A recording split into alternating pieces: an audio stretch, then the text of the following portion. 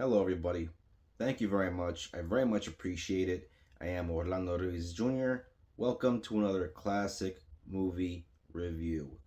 For this video, I want to pay a tribute to a true actor's actor, a man that was more than a movie star. He could be a leading man, yes, but he was also a great character actor, a great supporting actor. He could be in an ensemble or he could be the star of a movie. He could play a good guy, a bad guy, no matter what. You always saw the humanity in characters that he played. If you saw him in a movie and realized, oh crap, he's in this, then you knew that the movie was all the better for it. I'm talking about the great Mr. Robert Duvall, who almost about a month ago, on the 15th of February 2026, passed away at the age of 95. As I thought about his filmography, I realized he is in many of my favorite films. Whether he's playing a veteran astronaut like in 1998's Deep Impact, or whether it's a small part like in a classic film like 1962's To Kill a Mockingbird as Boo Radley, or whether it's saying a classic, iconic, memorable line like I love the smell of napalm in the morning as Lieutenant Colonel Kilgore in Apocalypse Now. Robert Duvall is always one of those actors that when he's on the screen, you pay attention. Even if he was in a movie that wasn't all that great, Robert Duvall was always great. He was always one of the best things about any movie you ever saw him in. And so, with all that said, I just want to say rest in peace, Mr. Duvall. You had a great filmography. We will miss you, us movie fans around the world. And this is my tribute by telling the world my top 10 favorite Robert Duvall films. Number 10, Days of Thunder, a kick-ass movie from 1990 where Robert Duvall as the character of Harry showed the world, showed all us NASCAR virgins that rubbin is racing. And although this movie stars Tom Cruise, it's basically the Tom Cruise and Robert Duvall show because there's a whole lot of Robert Duvall in this movie as the guy that has to show Tom Cruise's character Cole Trickle all the fundamentals about racing, and there are some great sequences in terms of car stuff and all the crashing, and all the racing stuff looks great on screen to this day. But although all that stuff's in there, it's not even the best part of the movie. The best part of the movie is all the Tom Cruise Robert Duvall stuff. They have one of the great bromances of the 90s in this movie. So yeah, it's a terrific film, has a lot of heart, some great action.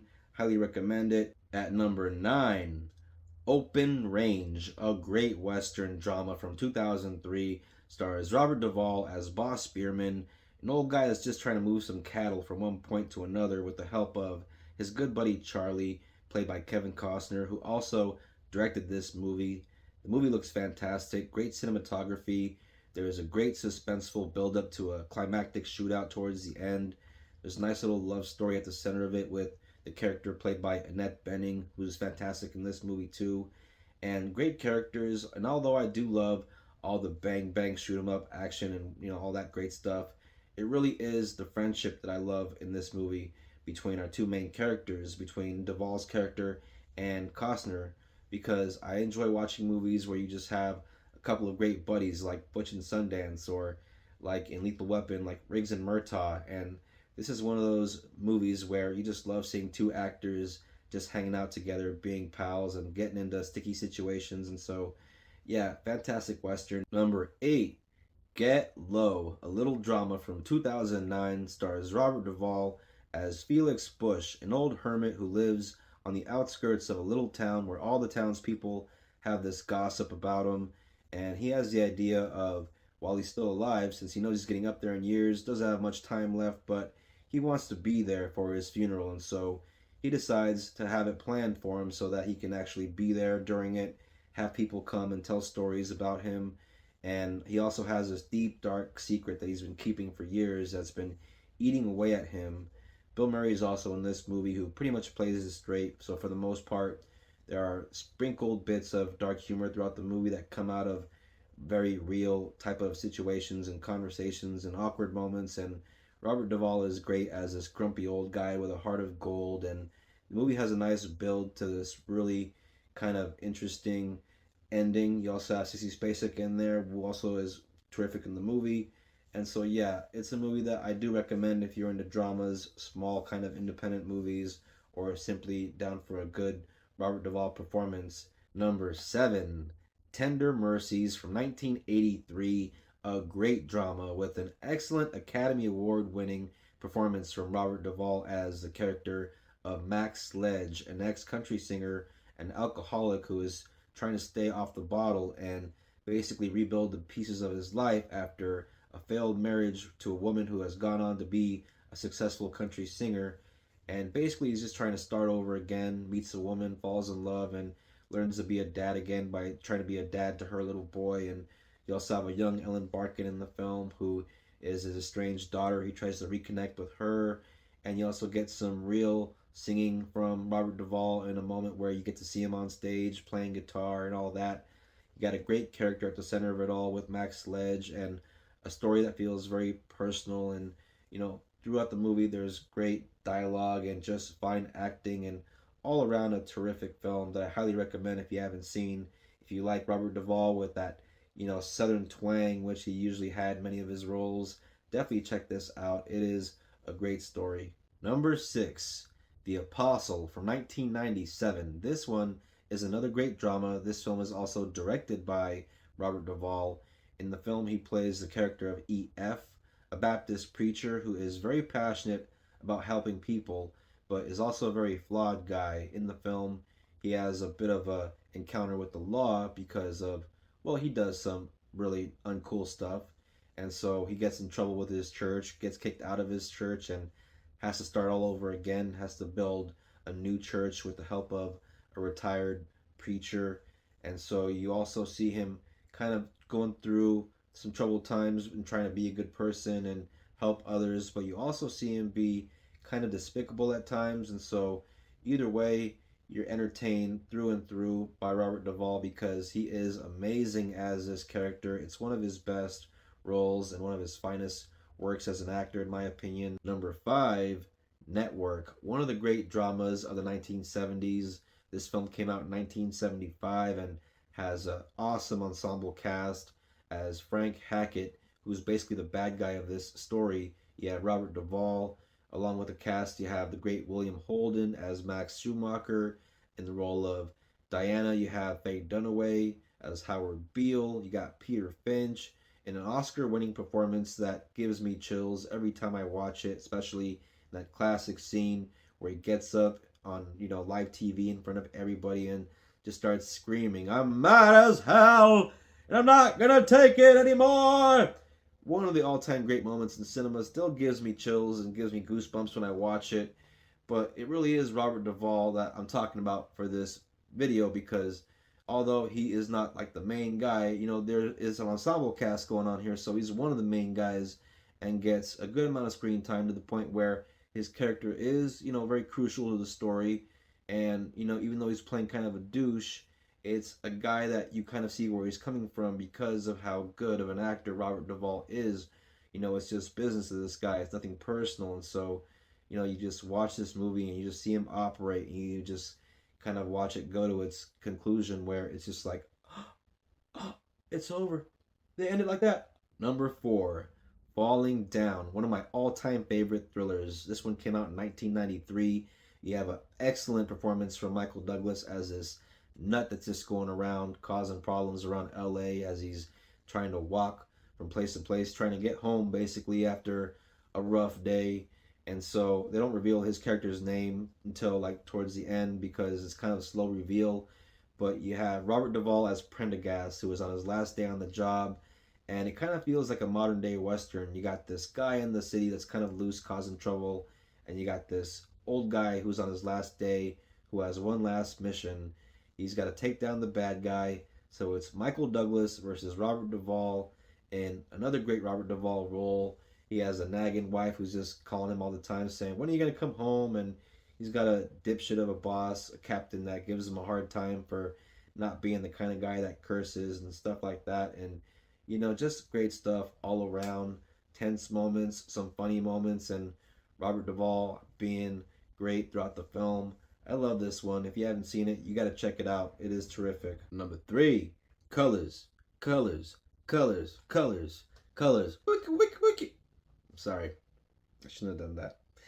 This came out in 1988, and it's a cop movie, and I remember being in the school back in the day, and there was a cop that came to talk to the class, and we asked him, "What is your favorite movie when it comes to like cop movies? What do you think is the most realistic portrayal of cop life?" Colors was what he said. Colors, colors, colors. All right, sorry. Uh, Stars Robert Duvall as Officer Hodges, and you got his partner McGavin, played by Sean Penn. So you got Sean Penn and Robert Duvall tearing up the streets of East LA. Well, they're not really tearing anything up. It's not that kind of movie, but it is a pretty awesome, badass movie. Feels very nitty gritty. You know, you feel like almost kind of down and dirty watching this movie, hanging out with the LA gangs, and you got the veteran cop, the rookie cop, you got the young hotshot cop, Sean Penn's character, McGavin, and these guys get into some sticky situations. There's some shootouts, there's some police chases, all that stuff. But mainly, it's that street life kind of movie where they made a lot of these back in the day, kind of a hood classic before hood classics, and it's definitely a movie that I encourage people to watch if you're into like cop movies or crime movies or gang movies. You got great performances from Sean Penn and Robert Duvall, who make a really cool screen duo. And yeah, I love Colors. Also has a pretty kick-ass soundtrack, and you'll see a young Don Cheadle in there. So if you haven't seen it, check it out. Colors is awesome. Number two. Now this one's kind of a cheat because technically this isn't a movie, not like a movie, but I am going with Lonesome Dove. Although this was a miniseries when it came out in 1989, so made for TV movie basically. This is so well made and so damn good that it earns a spot on this list, mainly because it has one of the all-time best Robert Duvall characters in anything the man has ever been in, and as the character of Gus, this ex-Texas Ranger who has many of his scenes in this movie with Tommy Lee Jones, who was also an ex-Texas Ranger. They were both in like the war together, and now they're just buddies that move cattle around. Yeah, this is an epic story about friendship and having to deal with the Indians every now and then, and having to deal with other cowboys that are out to get you, betrayal and whatnot, and whores, lots of whores, whores with hearts of gold. You got Diane Lane in there. You got Chris Cooper. You got a rapey Steve Buscemi in there, and so yeah, there is so much great stuff going on in this movie in terms of like epic Western drama storytelling. And it does have a made for TV feel at times, but there are also times when it also has a very theatrical feel, and sweeping music score, and gunfights, shootouts, saddling up on the horses and riding into the sunset and all that stuff. And if you're into westerns, if you love westerns, you owe it to yourself to go on, look up this, movie on streaming, and wherever it's playing, look up Lonesome Dove. But there can only be one number one, and my number one favorite Robert Duvall movie of all time, The Godfather from 1972. Yeah, you can split hairs whether or not this is technically a Robert Duvall movie, since like Network, it's an ensemble film, and he isn't one of the main brothers. He's not the Al Pacino character. He's not even Fredo. But in this movie, Tom Hagen, who Robert Duvall plays, he's more of a central character than Fredo in this one. That maybe changes a bit in the sequel, but in this one, Tom Hagen is definitely more front and center compared to somebody like Fredo. He is definitely a part of the family. He has a lot of key scenes in this movie, especially when you consider his scenes with the Godfather himself, Marlon Brando, or scenes that he has with James Caan or Al Pacino. He has scenes with all the brothers throughout the film, and key, vital points of the movie when it comes to, the scene with him talking to the movie producer, where the guy is like, she was the greatest piece of ass I've ever had, and I've had him all over the world. And then Johnny Fontaine comes along with his olive oil voice and guinea charm, all that stuff. And you know how that ended up if you watch the movie. And there's also that great moment where he's sitting with the Don, with um, Don Vito, and he has to give him some very bad news. If you've seen the movie, you know what I'm talking about. Another very key moment in the movie, and there's so many of them that involve Tom Hagen, involve Robert Duvall, and so you can't tell me that this isn't a Robert Duvall movie. As far as I'm concerned, when it comes to The Godfather and when it comes to those that worked on this movie, this is always going to be their crowning achievement, their best work ever. Whether you're talking about Pacino or Brando or James Caan, this will always be the best James Caan movie. This will always be the best Al Pacino movie. This will always be the best Marlon Brando film. And if you can say that, or if I can say that for those guys, I think it's safe to say you can say that for Robert Duvall as well. The Godfather is more than a film, it is a monumental experience when it comes to cinema, a true work of art and a true classic. And yeah, from this point on, in his career afterwards, I think it's safe to say that whenever Robert Duvall appeared in something, he was always going to elevate whatever he was in because of the prestige that came with a name like his and from being in movies like this. And so yeah, the guy was a tremendous talent. He will be missed by movie fans like myself, I'm sure. And yeah, that was my list. And I thank you guys very much for watching this video. Very much appreciate it. And if you're into this kind of thing, if you're into movies, if you're into classics, if you're new to the channel, go ahead and subscribe. I appreciate that kind of thing. Please don't forget to hit the bell for notifications. And also, if you want to like and comment and share, always helps out the channel. And please don't forget to look out for the next classic movie review. RIP, Robert Duvall, you are the man. Thank you all very much for watching. It's always appreciated. Everybody take care of each other. Till next time, peace out. God bless.